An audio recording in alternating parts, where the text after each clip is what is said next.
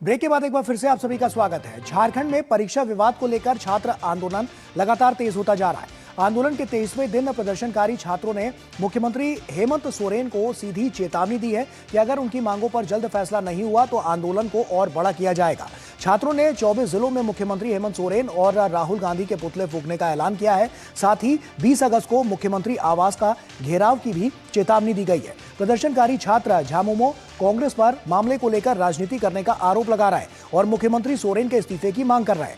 छात्रों की अपील है कि राहुल गांधी सरकार से समर्थन वापस लें। साथ ही साफ कर दिया गया है कि जब तक उनकी मांगें पूरी नहीं होती तब तक आंदोलन जारी रहेगा। यानी परीक्षा विवाद अब छात्रों के आंदोलन से निकलकर सीधे झारखंड की सियासत के केंद्र में पहुंच गया है। तो लगातार झारखंड से इस तरह की तस्वीरें निकलकर सामने आ रही है क्योंकि झारखंड परीक्षा जो विवाद है वो बढ़ता हुआ जा रहा है और सोरेन के इस्तीफे की मांग लगातार की जा रही है। छात्र आंदोलन का 23वां दिन है। फूकेंगे हेमंत राहुल का पुतला, ये कहना है उन छात्रों का, क्योंकि ये छात्र आंदोलन जो है वो बढ़ता हुआ नजर आ रहा है। ऐसे में छात्र आंदोलन का 23वां दिन तो है ही है। सीएम सोरेन को चेतावनी दी गई है और माना गया है कि आंदोलन अब ये और तेज होता हुआ नजर आएगा क्योंकि पुतले भी फूके जाएंगे। प्रदर्शनकारी ये कह रहे हैं, जो छात्र हैं वो ये कहते हुए नजर आ रहे हैं, सोरेन राहुल के पुतले जलाए जाएंगे, वहीं पुतले फूकेंगे प्रदर्शनकारी छात्र। 24 जिलों में ये पुतला दहन जो है वो देखने को मिलेगा। 20 अगस्त को सीएम आवास घेराव की भी बात सामने आ रही है। सोरेन के इस्तीफे की मांग जो है वो भी तेज की गई है। इसके अलावा झामुमो कांग्रेस राजनीति कर रही है, समर्थन वापस ले राहुल गांधी, मांगे पूरी होने तक आंदोलन जारी है।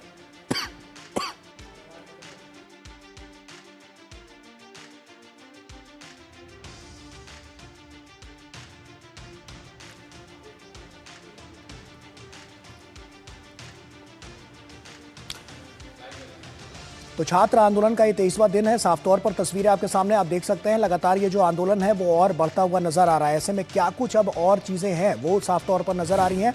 ऐसे में बाबूलाल मरांडी जो कि पूर्व सीएम है झारखंड, उन्होंने क्या कुछ कहा है, आइए आपको सुनवाते हैं। मुख्यमंत्री को जिद पर नहीं अड़ना चाहिए, क्योंकि जेसीसी और जेपीएससी ने जिस प्रकार से जॉब को बेचा है, ये आजकल सब ओपन आ रहा है अखबारों में, ओपन सोशल मीडिया में, किसने पैसे दे करके जॉब को खरीदा है। तो ये झारखंड के होनहार बच्चों के साथ ये अन्याय हुआ है और इसलिए तो बच्चे मांग कर रहे हैं कि भाई सीबीआई से जांच कराओ, और तो कुछ मांग नहीं कर रहे, छोटी सी बात कर रहे। और बच्चों की उन मांगों को मान लेनी चाहिए। क्या है, जांच ही तो होगी, आखिर सुधारने का कोई तो हमें प्रक्रिया अपनानी पड़ेगी। और इसके अलावा तिरंगा मार्च को लेकर भी बहुत कुछ देखने को मिला है क्योंकि पुलिस ने तिरंगा जो मार्च है वो रोक दिया था। कुछ तस्वीरें हम आपके साथ साझा कर रहे हैं, आप इसको देखिए। ये तस्वीरें उस दौरान की है जब यहां पर इस मार्च में शामिल होने के लिए महतो जो है वो आगे आए थे, लेकिन उसके बाद यहां पर उनको रोक दिया गया और किस तरह से पुलिस ने उनको जबरन वहां पर रोका है ये आप देख सकते हैं। ये तस्वीरें साफ तौर पर गवाही दे रही है। तो ये तस्वीरें अपने आप में बहुत अहम है क्योंकि इस तरह की स्थितियां वहां पर नजर आ रही है और ये राज्य प्रशासन है जो इस तरह की गतिविधियां करता हुआ नजर आ रहा है। इसी पर दिवाकर हमारे सहयोगी हमारे साथ जुड़ रहे हैं। दिवाकर का एक बार रुख कर लेते हैं। दिवाकर, साफ तौर पर देखें तो बहुत कुछ यहां से नजर आ रहा है, तस्वीरें भी बहुत कुछ गवाही दे रही हैं। ऐसे में छात्र जो चीज कह रहे हैं कि अब 18 तारीख तक का अल्टीमेटम है, 20 तारीख को घेराव करेंगे, क्या कुछ अभी मौजूदा स्थिति है, क्या हालात नजर आ रहे हैं?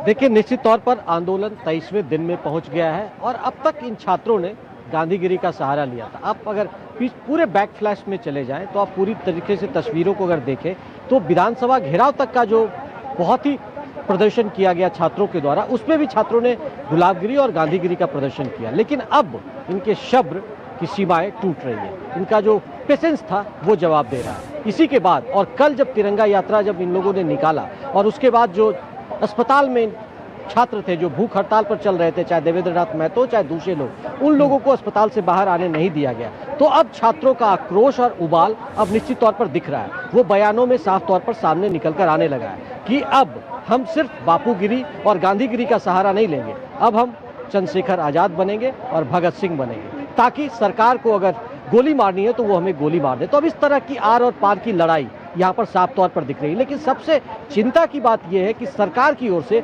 एक डेडलॉक की स्थिति अब पैदा हो गई है। पिछले 6 दिनों से इन प्रदर्शनकारी छात्रों और सरकार के बीच कोई संवाद नहीं हुआ है। तो ये लगातार, और उसी के बाद शायद छात्रों ने मुख्यमंत्री से गुजारिश की कि आप हमारी मांगों को माने, हमसे संवाद करें, लेकिन जब उधर से कोई रिस्पांस नहीं आया तो छात्रों ने साफ तौर पर कह दिया कि अब लड़ाई आर और पार की होगी और वो अब भगत सिंह बनेंगे।